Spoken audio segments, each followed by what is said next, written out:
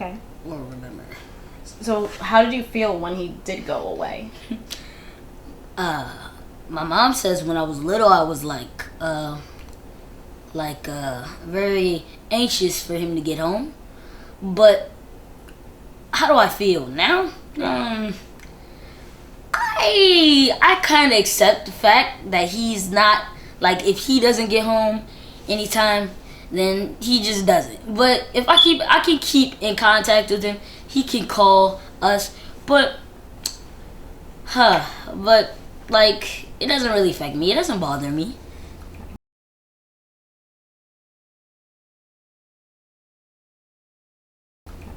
Did you tell the other kids at school that you have a dad in prison?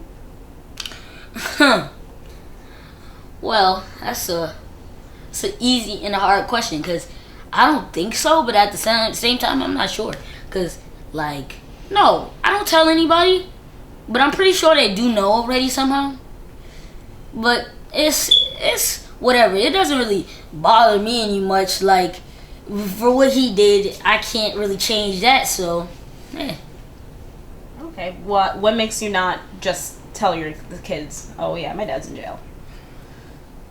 Oh, well, that's a great question. What makes them? I don't know. It's not embarrassing. It's just that that's not a subject people talk about. Like, you don't really have to bring that up in conversation. You don't even have to talk about it. If you want, you could say it, but who really just says that out the blue? You really don't have to do that. What do you think people, or what have people said when you do tell them?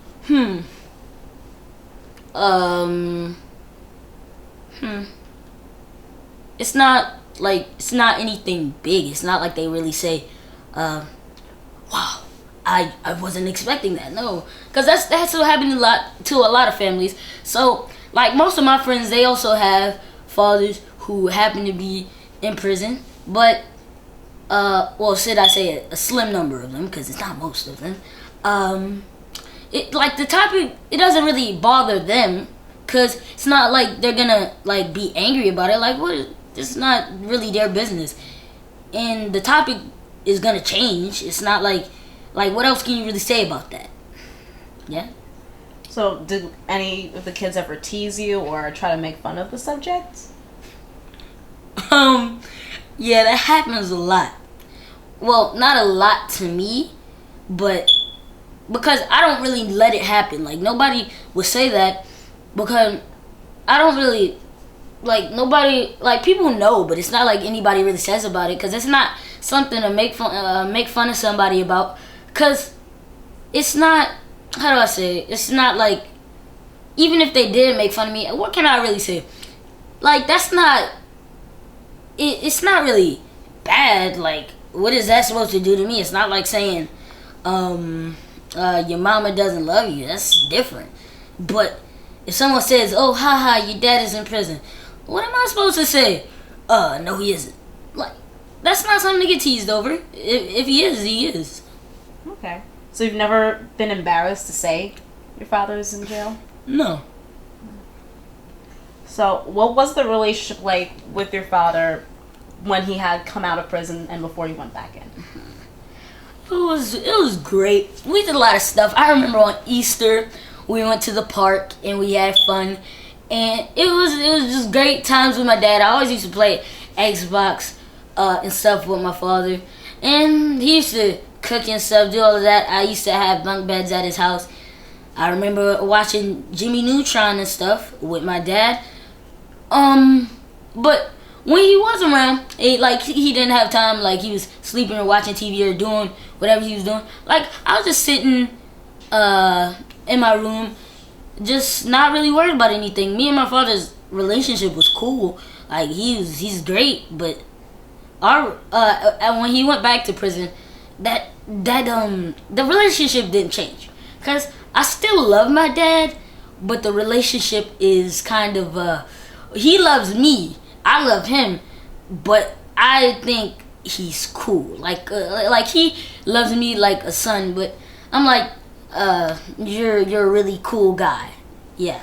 Okay. So, what you said you did go and visit your dad in jail. How often?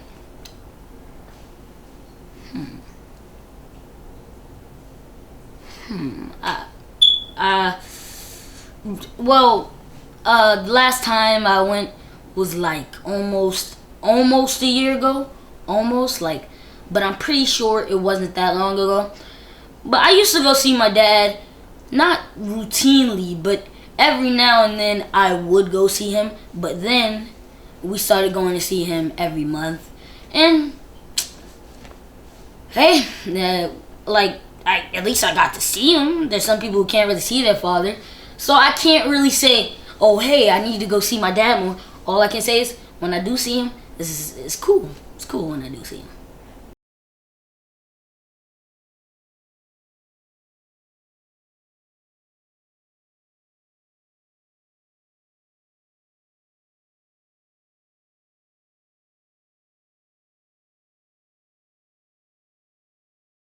Do you ever wish that there were more frequent times? If he was out of prison, yeah. But if he wasn't, it maybe. But I don't think I would like to go over there all the time because the trip is just very annoying. Like, you don't want to have to wait in the room. Like, it's some type of room where they have to sign everybody in, see your birth certificate. That's just too much. And you can do it every now and then. I like seeing my dad, but if he was out of prison, maybe I would be over there almost all the time, like every weekend maybe, because I have to do school and all of that. But So you don't want to go through the hassle of going through the whole prison process to go see him? well, I would like to go see him, but it's like it just puts too much stress on the people who's going. Not me, because I don't mind. Like, if I don't go see him, I don't, but at least I see him at some point. But for the people who going, it's like a stress for them. They don't like seeing the person in prison, and it bothers them a lot, but it doesn't really bother me. Hey, I'm going to see this person, so.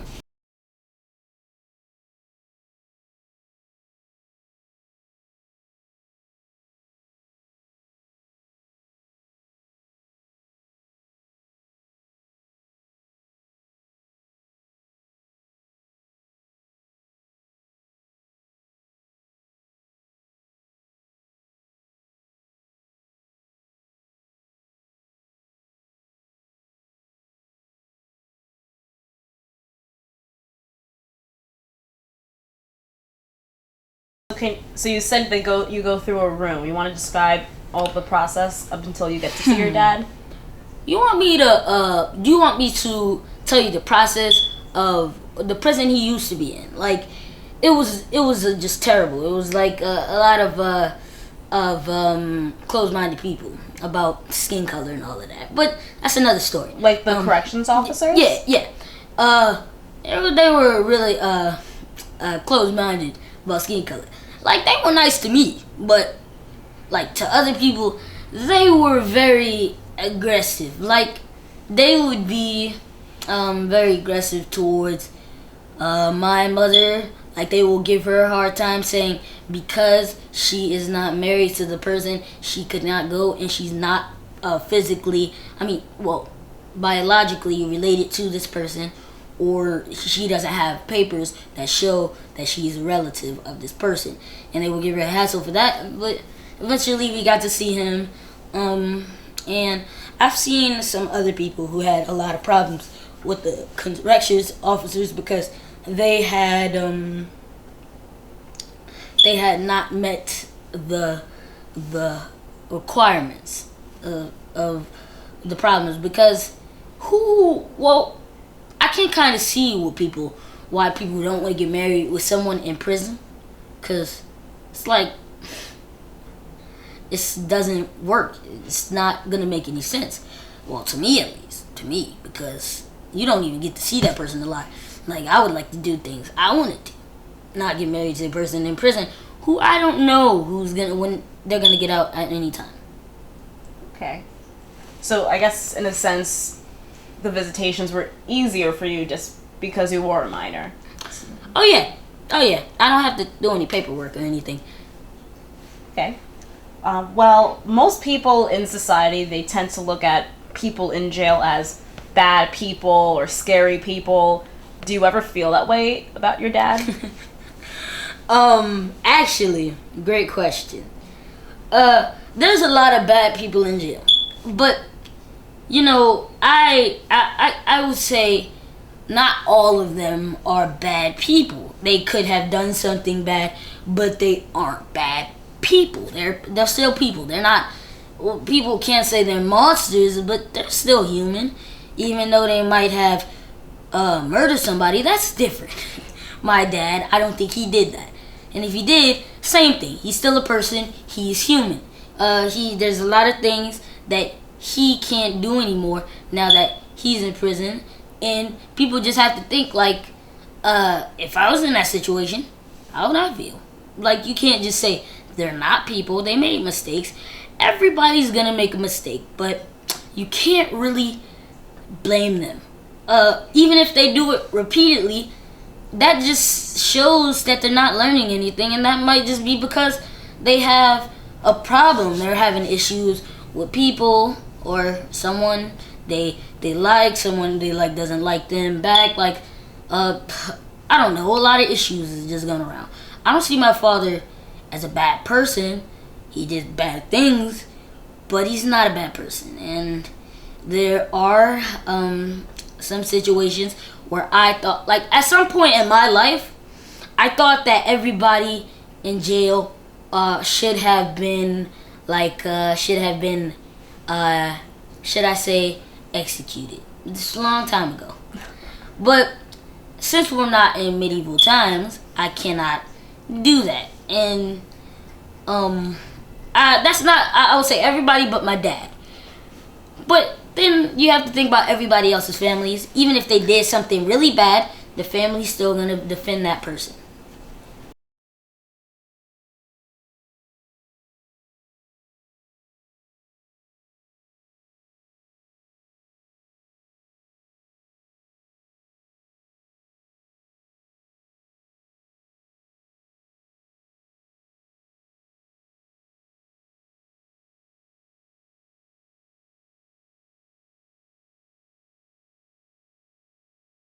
When your mom Yeah. is getting emotional, what do you tell her? Well, it's going to be cool. It's going to be 100% cool.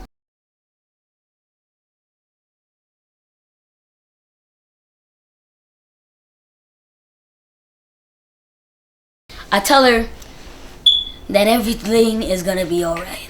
I have to be like, not the male of the house.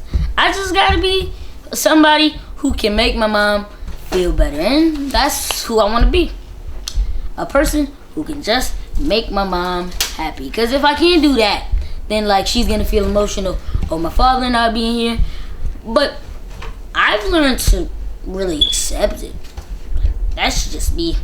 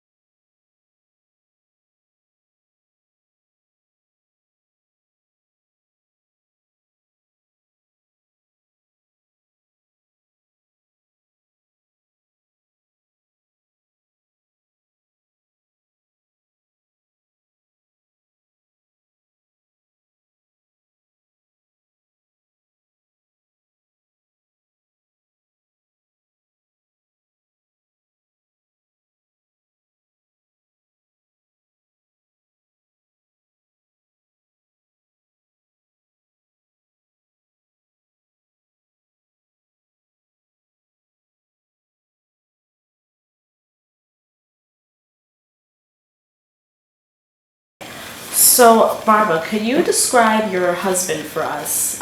What was he like as a person, a husband, a father? My husband was a very kind, generous man, except when he was drinking. He had a mental illness which he masked with alcohol. And when he drank, he became violent. So my husband can be described as a Dr. Jekyll and Mr. Hyde. There were two sides of him. One side I loved dearly, the other side I feared.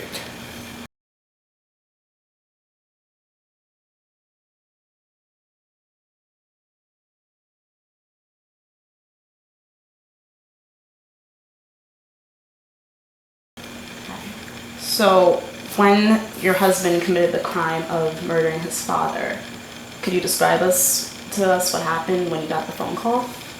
Okay, well, I had left my husband. I could see his mental state deteriorating, and I took my children and I moved in with my parents. He called me one evening and told me that he had just shot and killed his father in my kitchen. Of course, I didn't believe him. He was very manipulative, and I knew that he wanted me to come back home. And I assumed that this was his way of getting me there, or pushing my buttons, kind of. But he did put the phone down to his father's mouth, and I could hear the gurgling, the death rattle.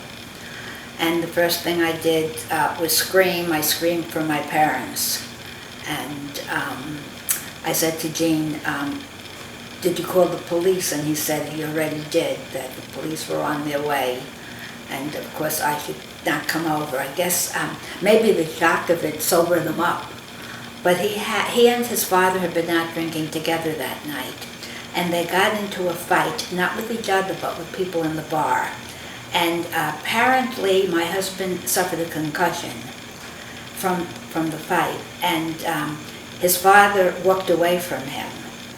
And he was very angry at his father for not having his back, as they say. And after the altercation, when they went back to my house, they were in the kitchen, and he told me that everything was going on and off in his head like a light bulb.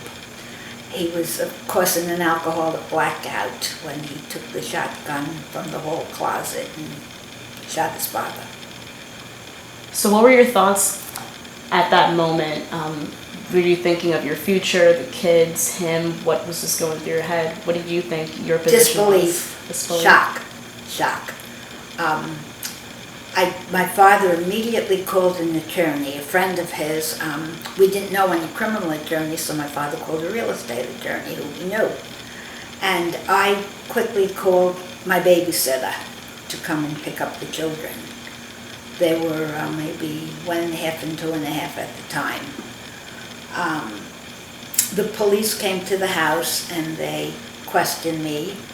I was very honest and open with them. There was really nothing, as far as I was concerned, to hide. My husband committed a terrible, terrible offense, and he certainly admitted to it. And I was so sure that he was going to go into a psychiatric facility. Never dreamed that he would be going to prison through this act.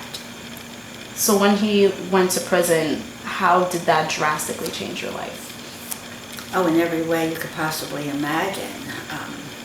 Financially, socially, emotionally. There was not a bit of my life that remained the same, except my job. Very fortunately, I was a school teacher. I had a career, as most women who are brought into this, they don't, but I was fortunate, and I had two very supportive parents. So I was able to maintain some kind of a semblance of life at this point. But my life revolved around trying to get him help.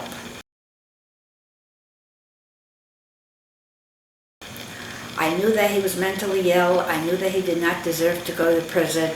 And they had him in the Nassau County Jail. He stayed there for a year awaiting a deposition of his case.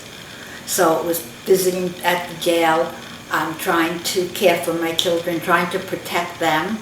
They were not allowed to visit at the jail. In those days, there were no visiting for children under 16. No telephone contact.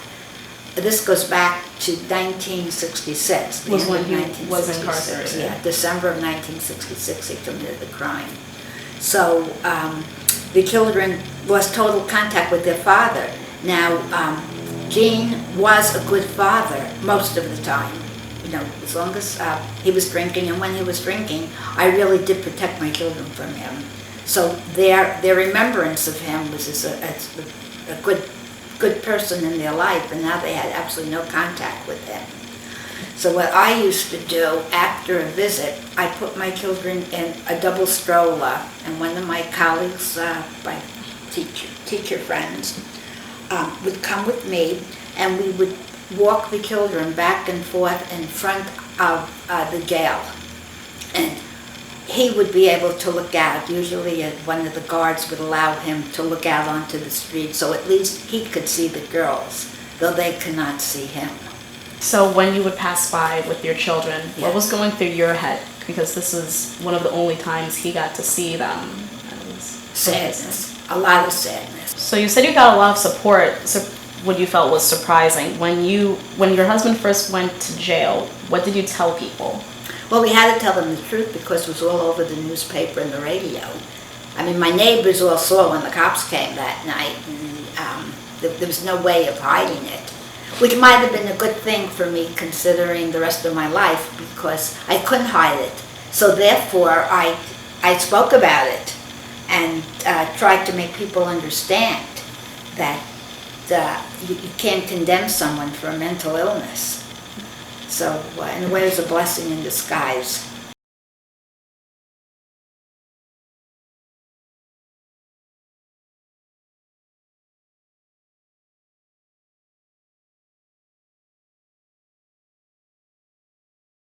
During this time, what did you tell your children when they were growing up in a world that generally condemns people for what they do?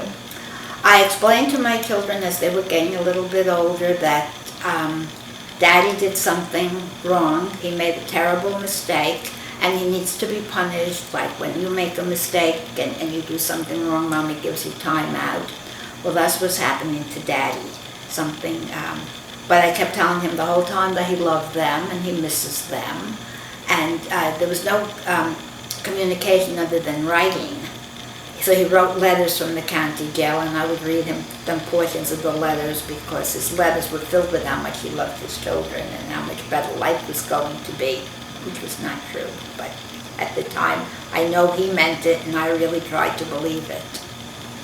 And then when I went to the visiting rooms to visit, I reached out to the families in the visiting areas for me, because I felt so alone. I felt as if there was no one I could really talk to who would understand what I'm feeling and what I'm going through, except the woman standing next to me in the visiting room.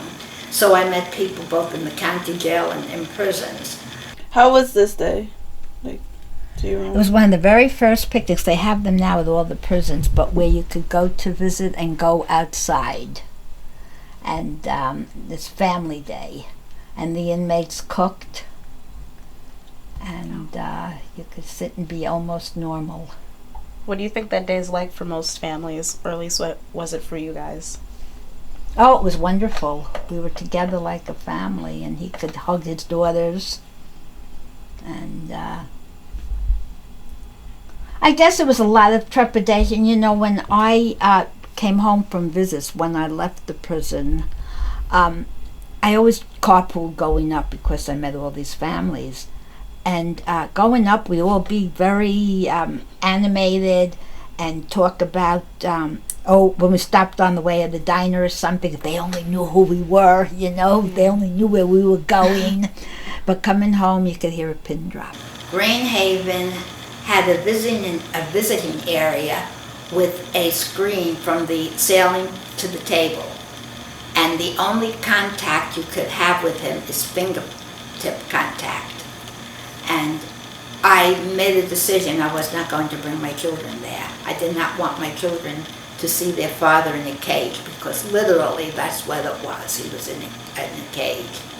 So the business with the children stopped at that point.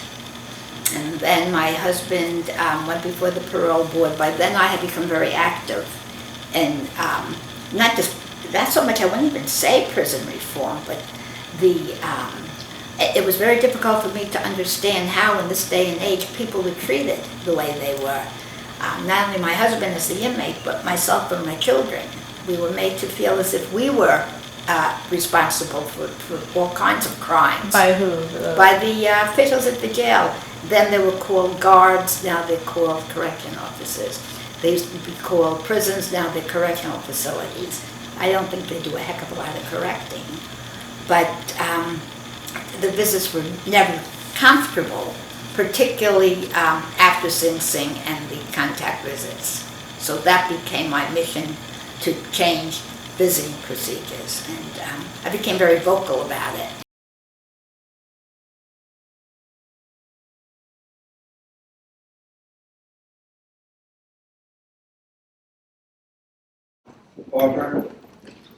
Barbara sent me a letter a long time ago.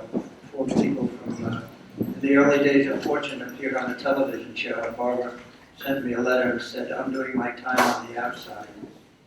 And she told me about her husband. And I said, we'll be coming out to Long Island for a speaking engagement. Why don't we just meet? And that's how Barbara and I met, and how prison families involved.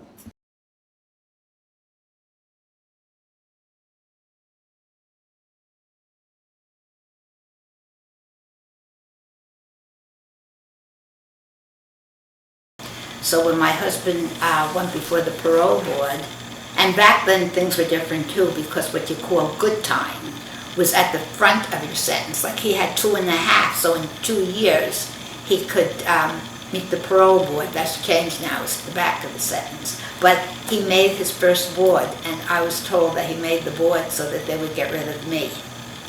I'm very proud of that. During this whole process with your husband, did you at any point in time feel that you wanted to give up on him, so to say? I did. I had to. Because when he came out of prison, he was worse, not better. Before sentencing, the judge asked me if I would like to send a message to him through my attorney. And I said, as naive as I was, that my husband was going to be sent away, but he was coming home one day. Will something be done to help him? And the judge sent word out absolutely that this was the answer to my prayers. Well, nothing was done to help him. And he came out, and for a while it was okay till he started drinking again. He got an excellent job, and then he regressed back into drinking and violence, and I became a battered wife, and I did divorce him, but I never really stopped trying to help him.